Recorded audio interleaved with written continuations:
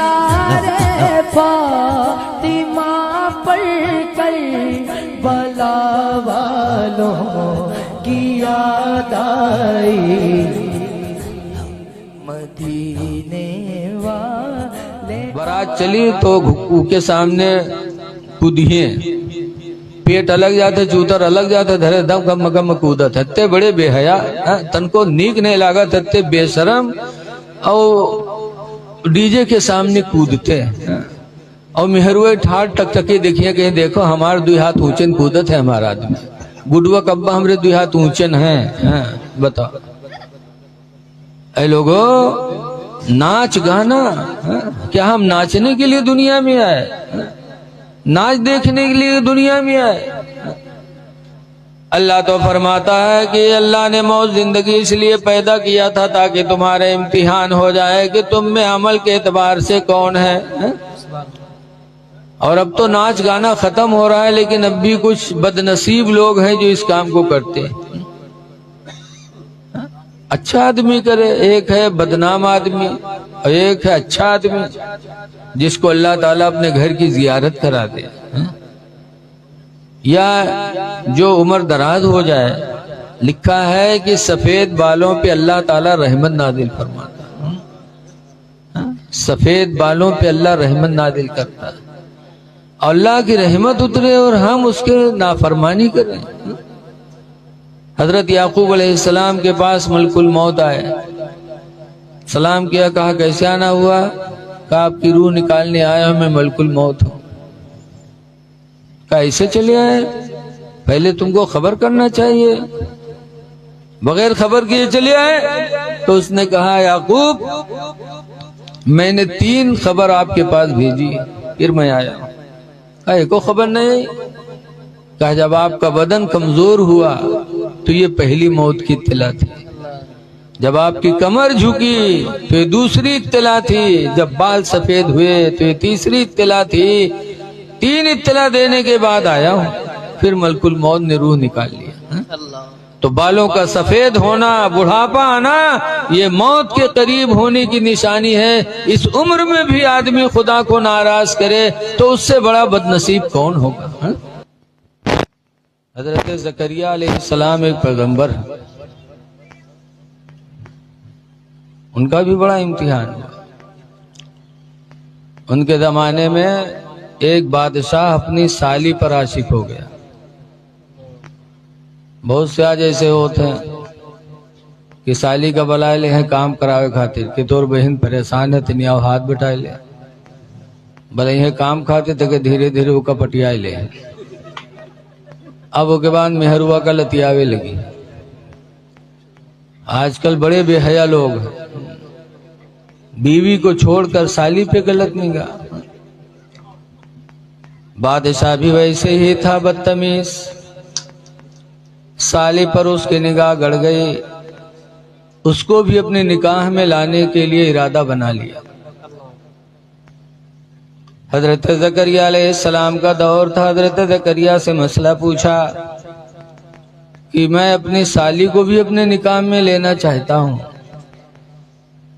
हजरत ज़करिया ने फरमाया कि 2 सगी बहनों का एक वक्त में एक आदमी के निकाह में रहना हराम है, हमारे भी दीन में है। कुरान में हुर्रिमा जमा बैनल उख्तयैन, 2 बहनों का जमा करना हराम कर दिया गया, नहीं कर सकते। बादशाह ने कहा ज़करिया मसला बदलो वरना तुम्हें कत्ल कर देंगे। हजरत ज़करिया ने फरमाया जान तो दे सकता हूँ लेकिन खुदा का फरमान नहीं बदल सकता।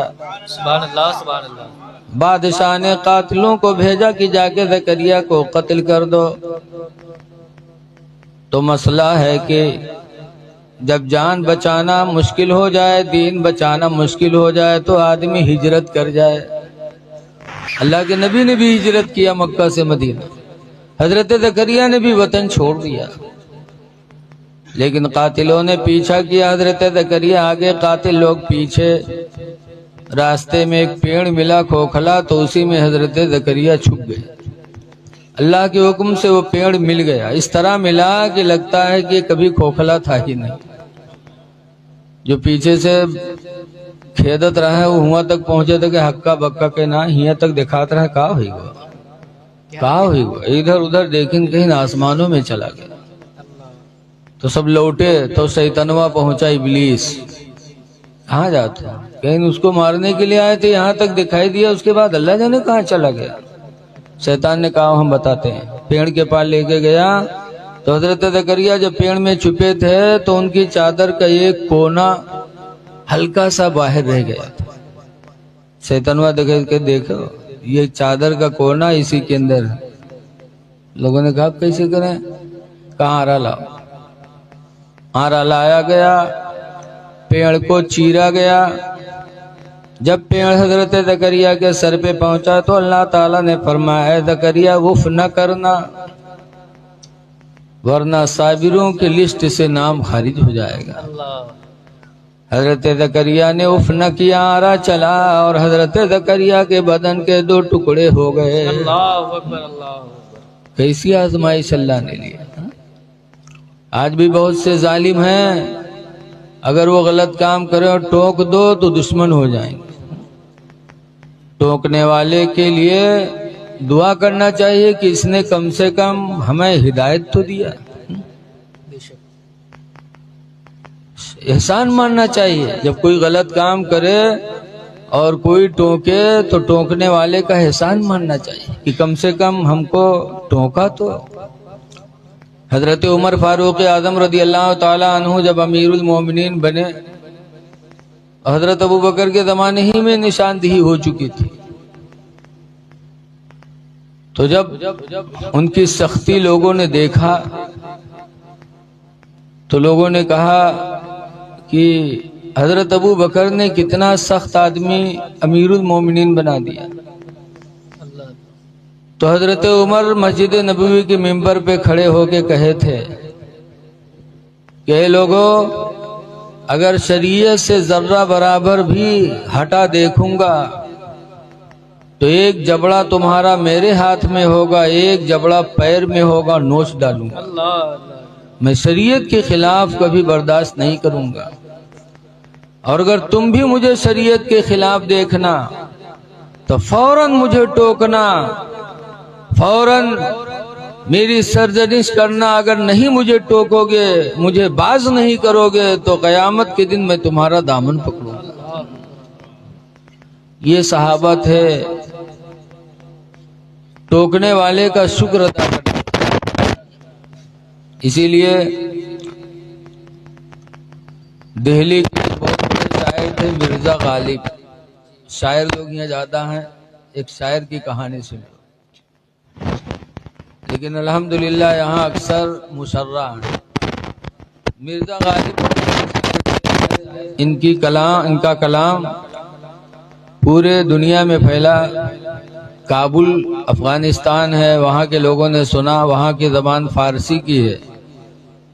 तो वहाँ के एक आदमी को शौक हुआ कि मिर्जा गालिब की जियारत की जाए, देखा जाए। इतना अच्छा शहर।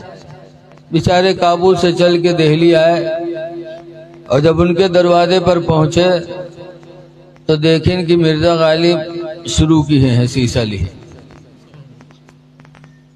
तो काबुली मुसलमान तड़प उठा, कहा है अफसोस जिसको देखने के लिए अपने वतन से आया था उसका हाल ये है।